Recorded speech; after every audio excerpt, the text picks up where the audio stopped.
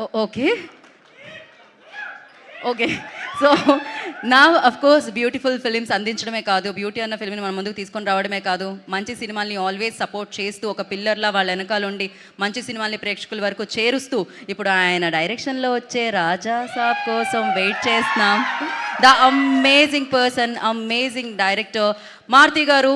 I request not to stage. మనం SKN garu and Maruthi garu speech విందాము. Sir ఒక picture for media photos. Ankit garu and Vijaypal Reddy గారు and Vasant గారు ప్లీజ్. విజయ్ గారు, అంకిత్ గారు ప్లీజ్ మధ్యలోకి. నరేష్ గారు ఒక స్టెప్ ఫార్వర్డ్ సార్. వాసుకి గారు ప్లీజ్.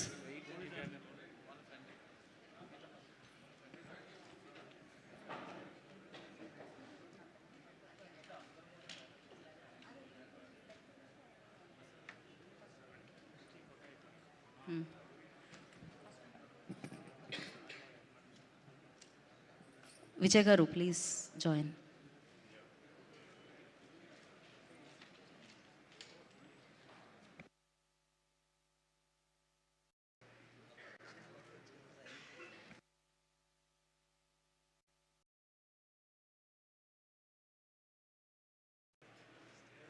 మిగిలిన వాళ్ళు కూడా జాయిన్ అవ్వండి.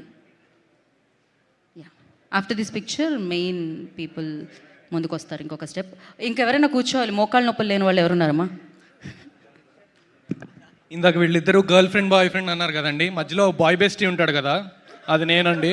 వీళ్ళిద్దరికి గొడవలు ఈ ఎడమొహం పెడమొక వెళ్తే వీళ్ళిద్దరి దగ్గరికి వెళ్ళి ఒరే వదిలేరా ప్లీజ్ రా పనిచేద్దారా అన్నట్టు ఉండేది నా పరిస్థితి. ఓకే, ఇంకా మిగతా అందరికీ మోకాళ్ళ నొప్పులే ఉన్నట్టు మీకు ఎలా కూర్చోండి కదా. వద్దు వద్దు నరేష్ గారు, మీకు లేవన్న విషయం మాకు తెలుసు.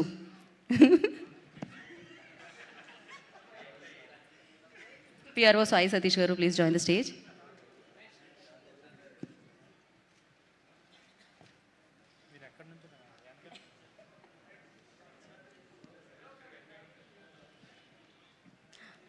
ఓకే, ఛానల్స్ అలానే కూర్చోవాలి మీరమ్మా. 2 నిమిషాలు ఆగాలి, తప్పదు. ఓకే చెప్పండి అయ్యా. పాపం కూర్చున్న వాళ్ళు నుంచోమనాలి వాళ్ళని. ఎవరో వెనకాల ఉన్నారు, వాళ్ళని ముందుకు రమ్మంటున్నారు. వాడు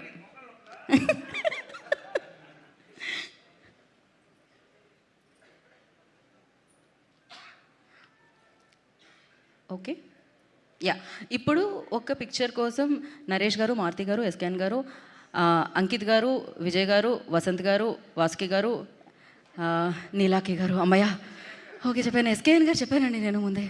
అయ్యయ్యో. యా, ఈ ఒక్క పిక్చర్కి అండి దివ్య గారు జీ నుంచి అండ్ నిమ్మకాయల ప్రసాద్ గారు కూడా. డైరెక్టర్ గారు చెప్పానే నేను.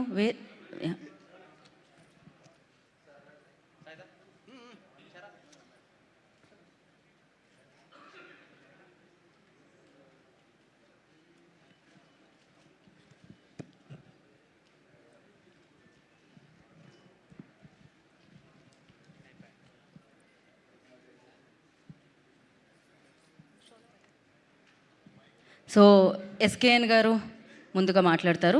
ఎవరి స్పీచ్ కోసం అయితే మనం అందరం ఇంతజార్ చేస్తున్నామో హీ విల్ స్పీక్ నవ్.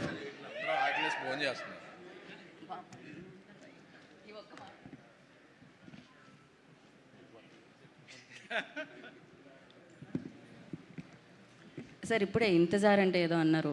ఇంతజార్ అంటే అందరూ ఇంతజార్ చేయట్లేదు, ఆకలేసి భోజనం చేస్తున్నారు అంటున్నారు ఆయన. టైమింగ్ ఆ రేంజ్లో ఉంటుంది.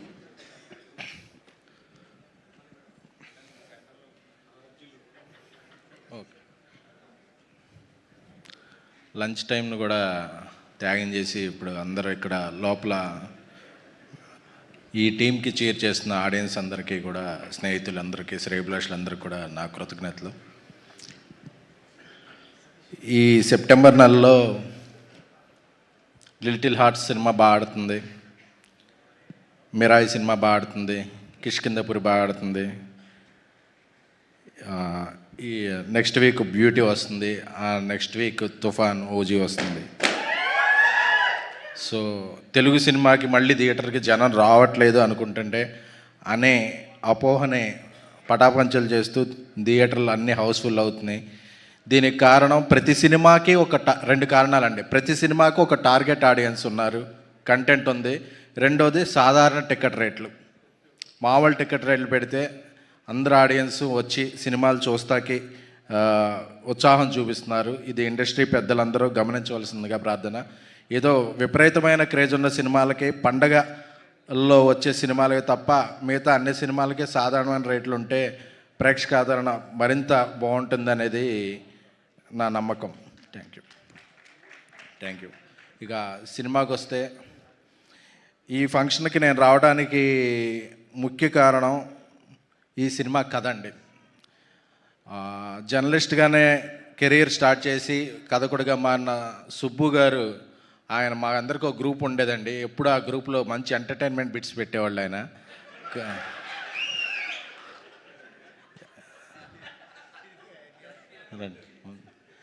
ఎందుకంటే కోవిడ్ టైంలో మేము బయటికి ఎక్స్పోజ్ అవ్వలేని టైంలో కూడా ఆయన ఎప్పుడెప్పుడు పొద్దున్నే కంటెంట్ పెడతారా అని చెప్పి మేము అందరం ఎదురు చూసేవాళ్ళం అనమాట. ఆయన తెలుగు, తమిళ, పాశ్చాత్య దేశాల అన్ని దేశాల ఎంటర్టైన్మెంట్ కంటెంట్ ఆయన దగ్గర ఒక కలెక్షన్ ఉండేది. సో ఆయన ఇలాంటి కథ చెప్తాను నేను ఎక్స్పెక్ట్ చేయలేదు అసలు. నేను చెప్పి నాకు ఒకసారి మారుతి గారు సుబ్బు నీకు కథ చెప్తాడంటే, నేను ఎక్స్పెక్ట్ చేసిన కంటెంట్ వేరు, ఆయన చెప్పిన కంటెంట్ వేరు. అంటే అప్పుడు అనుకున్న never judge book by cover అని చెప్పి, ఎందుకంటే ఆయన పుస్తకంలో అంత కంటెంట్ ఉందని నేను ఎక్స్పెక్ట్ చేయలేదు. సారీ సుబ్బు గారు. చాలా చాలా మనసుకు హత్తుకుంది ఆ కథ. ఈ కథని ఎవరు ప్రొడ్యూస్ చేస్తారా అనుకున్నాను. విజయ్ గారికి ఆయన మంచి అభిరుచి ఉంది. ఎందుకంటే చాలామంది ప్రొడ్యూసర్లు సినిమాలో కాస్ట్ చూస్తారు, బట్ ఆయన కంటెంట్లో టేస్ట్ చూస్తారు. ఆయన టేస్ట్ ఉన్న ప్రొడ్యూసర్ విజయపాల్ రెడ్డి గారు. ఎందుకంటే ఆయన సినిమా హిట్ అవ్వాలి అనేది నేను బలంగా కోరుకుంటున్నాను అనమాట.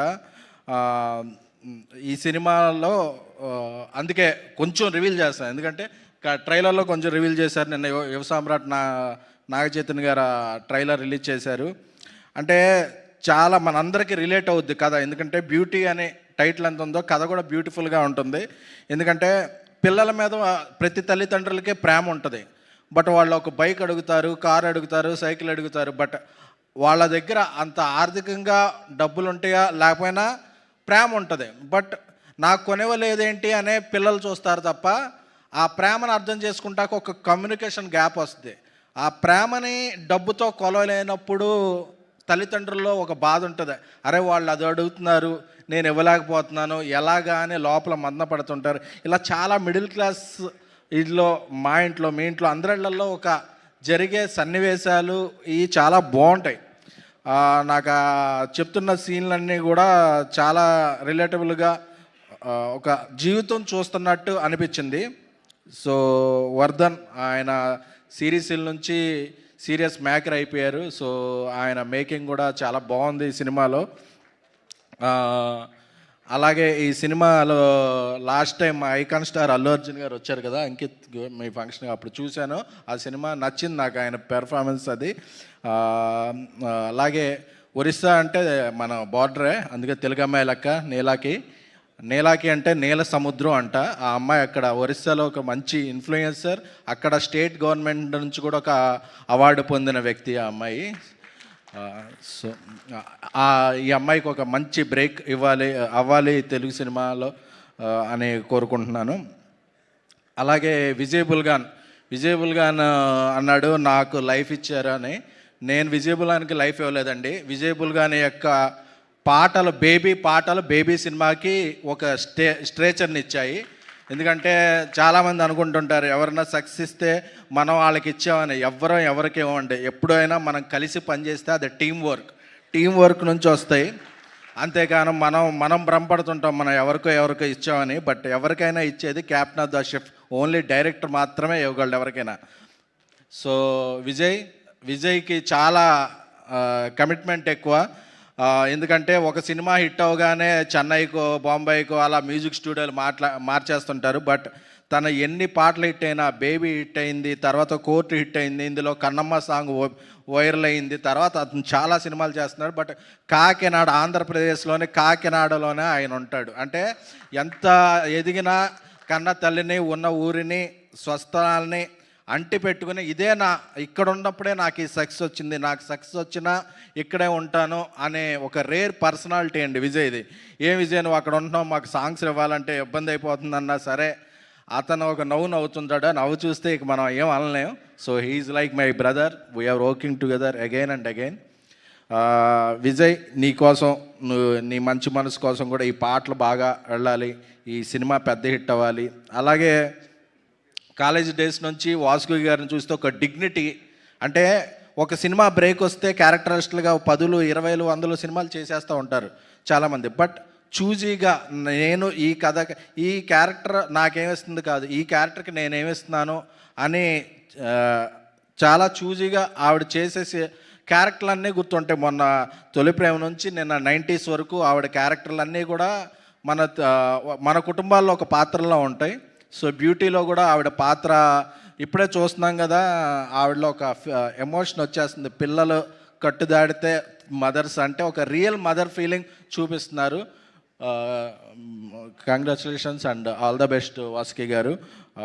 అలాగే నిమ్మకాయల ప్రసాద్ గారు, చాలా రోజుల నుంచి ఆయన పేరులో నిమ్మకాయ కానీ ఆయన మనసు పనసకాయలా ఉంటుంది. సో ఎందుకంటే చాలా నేషనల్ అండ్ ఇంటర్నేషనల్ ఓటీటీ సంస్థలో చేయలేని పని ఏంటంటే అక్కడ లోకల్లో తెలుగులో ఉండి ప్రొడక్షన్ చేయటం. బట్ ఆయన దగ్గర నుంచి నుంచి ఆయన ఉన్నప్పుడు ఎన్నో మంచి సినిమాలు వచ్చినాయి. ఎందుకంటే తెలుగు సినిమా నేటివిటీని, తెలుగు సినిమా స్టాండర్డ్ని, తెలుగు సినిమా కల్చర్ని అర్థం చేసుకుని ఆయన ఉన్నారు కాబట్టి ఒక సంస్థ నుంచి అన్ని సినిమాలు వచ్చినాయి. ఆయన వ్యక్తిగత అభిరుచి కూడా, కథల జడ్జిమెంట్ చాలా బాగుంటుంది. అలాగే ఇక్కడికి వచ్చిన దివ్య గారికి అందరికీ కూడా, నరేష్ గారు మా బలిబల మగాడు నుంచి ఆయనతో ఒక సాన్నిధ్యం ఉంటుంది. ఎందుకంటే ఆయన ఒక వాటర్ లాంటి వాళ్ళు, ఒక పెద్ద జగ్గులో వేస్తే జగ్ అంతా విశ్వరూపం అయిపోద్ది, అదే ఒక చిన్న గ్లాసులో వేస్తే గ్లాసులు, అలాగా ఆయన వాటర్ని మనం ఎంత పెద్ద పాత్రలో వేస్తే మనకు అంత పెద్దగా కనిపిస్తారు. సో ఈయనకి ఒక గంగాళం లాంటి పాత్ర ఈ సినిమాలో బ్యూటీలో ఉన్న తండ్రి రోలు. సో ఈయన రూపం అంత కనిపిస్తుంది ఆయన క్యారెక్టర్. ఎందుకంటే ఆయన క్యారెక్టర్లో ఆయన వ్యవహరించిన తీరు ఈ సినిమాకి చాలా హెల్ప్ అవడంతో పాటు ఆయన ఫిల్మోగ్రఫీలో ఒక మంచి సినిమాగా ఇది నిలబడుద్ది. అలాగే ఇక ఈ సినిమాకి పనిచేసిన నెక్స్ట్ అసిస్టెంట్ డైరెక్టర్ నెక్స్ట్ సినిమాకి అసోసియేట్ డైరెక్టర్ అవ్వాలి, ఆ నెక్స్ట్ సినిమాకి కో డైరెక్టర్ అవ్వాలని చూసుకునే ఈ డైరెక్టర్స్ చాలామంది ఉంటారు. బట్ నా సినిమా అసిస్టెంట్ డైరెక్టర్ నెక్స్ట్ సినిమాతో డైరెక్టర్ అయిపోవాలి అని చూసుకునే వెరీ వెరీ వెరీ రేర్ పీపుల్లో నాకు తెలిసిన ఒకళ్ళు మారుతి గారు, ఇంకొకళ్ళు సుకుమార్ గారు. ఎందుకంటే నా సినిమాకి క్లాప్ కొట్టే క్లాప్ బోర్డు బాయ్ కూడా నెక్స్ట్ సినిమా ఆడియన్స్ చేత క్లాప్స్ కొట్టించుకున్న ఒక డైరెక్టర్ అవ్వాలి, అతనికి నేను డబ్బులు పెడతాను, నేను కథిస్తాను, నేను దాన్ని సూపర్వైజ్ చేస్తాను అని ఆయన ఎన్నో సినిమాలు ఆయన టైంని, మనీని, ఎఫర్ట్స్ని కూడా పణంగా పెట్టి ఒకటి కాదు, ఇద్దరు కాదు, 10 మందికి పైగా, అంటే అందులో టాలెంట్ ఉన్నవాళ్ళు ఒక రేంజ్కి వెళ్తారు, మిడ్ రేంజ్ ఉన్నవాళ్ళు బట్ అవకాశం అనేది ఇవ్వటం అనేది ఆయన ఎవ్వరూ కూడా ఆయన అడగక్కర్లేదు. ఆయన దగ్గరికి డైరెక్షన్ డిపార్ట్మెంట్ జాయిన్ అవుతున్నానంటేనే అతను 2-3 కథలతో ఈయన నన్ను డైరెక్షన్ చేస్తాడు అనే ఒక నమ్మకంతో చేస్తారు. ఎందుకంటే ఇది చాలా చాలా రేర్. ఎందుకంటే నేను అడిగాను ఒకసారి, డార్లింగ్ ఇప్పుడు ఇందులో కొన్నిసార్లు నీకు డబ్బులు పోతున్నాయి, ఒకసారి నీకు ఎఫర్ట్స్ పెట్టాలి, నీ టైం అదే టైంలో నువ్వు ఇంకో సినిమా చేసుకోవచ్చు ఇది అన్నాడు. నాకు ఈ రోజుల్లో నేను స్క్రిప్ట్ పట్టుకుని తిరిగినప్పుడు నాకు అవకాశం ఇవ్వడానికి చాలా చాలా రోజులు పట్టింది అందరూ. సో నేను ఈ రోజుల్లోకి నాకు ఎవరన్నా దొరుకుంటే ఒక 5 ఏళ్ళ ముందే డైరెక్టర్ అయ్యేవాడిని. సో టాలెంట్ ఉన్నవాళ్ళు ఎవరో కూడా అలాగ 5 ఏళ్ళు 10 ఏళ్ళు వెయిట్ చేయకూడదు. ఇక్కడ టైం అనేది చాలా ప్రెషస్ అని ఆయన కాదు, ఆ ఇండస్ట్రీలో టాలెంట్ ఉన్న వాళ్ళ టైంను కూడా డైరెక్టర్ సాబ్ ఒక పాన్ ఇండియా సినిమా రాజా సాబ్ తీసి జనవరిలో సంచలనాలు సృష్టించబోతున్నారు. ఎందుకంటే ఆ సినిమా కంటెంట్ ఏంటో నాకు తెలుసు, ఎలా ఉంటుందో నాకు తెలుసు, సీన్ నాకు తెలుసు. కాబట్టి ఎప్పుడు ఆ టాపిక్ వచ్చినా ఆయన నెక్స్ట్ ఏం చెబుతున్నాడో చాలా ఎగ్జైట్మెంట్ వచ్చేస్తాయి. ఎందుకంటే అలాంటి మంచి మనుషులకి అలాంటి మంచి ప్రాజెక్టులు అటాచ్ అవుతాయి. సో అందరికీ కూడా ఈ సినిమా బ్యూటీ ఈ 19th రిలీజ్ అవుతుంది. సెప్టెంబర్ 19న ఈ ఉత్సాహం ఊపుతో ఇలాగే కొనసాగిస్తూ 18వ తారీఖున పెయిడ్ ప్రీమియర్లు వేస్తున్నారు. అలాగే ఈ సినిమా ఇంత మంచి కంటెంట్ నేను కథ విన్నాను కాబట్టి, అలాగే విజయపాల్ గారు నా ఇది కూడా తెలుసు కాబట్టి, ఈ ఆర్టిస్టులందరికీ అంకిత్, నీలా వీళ్ళందరికీ కూడా సపోర్ట్గా 18న నా తరపు నుంచి AAAలో ఒక స్క్రీన్ మొత్తం ఫ్రీగా చూడొచ్చండి ఆడియన్స్. సో అమ్మాయిలందరూ కూడా మీ బాయ్ ఫ్రెండ్తో రండి, మీ ఫాదర్తో రండి, మీ బ్రదర్తో రండి, మీ ఫ్యామిలీ మెంబర్తో రండి, ఎవరితో అన్నా ఒక అమ్మాయి ఎవరు వాళ్ళ ఫ్యామిలీతో ఎవరు వచ్చినా ఆ టికెట్లన్నీ ఫ్రీ. అది అమీర్పేట AAA థియేటర్, మంచి ప్రొజెక్షన్ ఉంటుంది. ఆ థియేటర్లో అందరికీ కూడా ఒక రోజు ముందుగానే ఈ సినిమాకి రూపాయి కూడా ఖర్చు పెట్టకుండా వచ్చి హ్యాపీగా అమ్మాయిలందరూ కూడా మీ కుటుంబ సభ్యులతో అందరూ ఉచితంగా సినిమా చూసి ఈ సినిమాని ఒక ఇన్స్టాగ్రామ్లో, సోషల్ మీడియాలో ఒక పోస్ట్ పెట్టండి. ఎందుకంటే ఒక మేధావి యొక్క మౌనం ఈ దేశానికి ఎంత ప్రమాదకరమో, ఒక మంచి సినిమా రీచ్ వెళ్ళకపోతే కూడా ఇండస్ట్రీకి దానికి మించిన ప్రమాదకరం. అందుకే ఈ బ్యూటీ సినిమాని నేను ప్రమోట్ చేస్తున్నాను. నేను ఈ వారం రోజులు పోస్టులు పెడతాను, షోలు వేస్తాను. ఎందుకంటే ఈ సినిమాలు అంత ఉంది. నేను జర్నలిస్ట్ మిత్రులందరికీ కూడా మీ జర్నలిస్ట్గా మీలో ఒకటిగా చెప్తున్నాను, ఇది ఒక జర్నలిస్ట్ రాసిన కథ. జర్నలిస్టులందరి స్థాయిని ఏమాత్రం ఇది లేకుండా స్థాయిని పెంచే కదా. అందుకని నా మీడియా మిత్రులందరినీ కూడా సహృదయంగా కోరుకుంటున్నాను, మీరు ప్రెస్ షోకి రండి, రివ్యూలు 2 రోజుల ముందే రాసేయండి. అందరూ కూడా మీ అందరం కూడా ఇది మీడియా కూడా తలెత్తుకునే cinema. Thank you very much. Thank you SKN garu, thank you so much. మీ బ్యూటిఫుల్ హార్ట్తో బ్యూటీ సినిమాకి సపోర్ట్ చేస్తున్నందుకు thank you so much. And Raja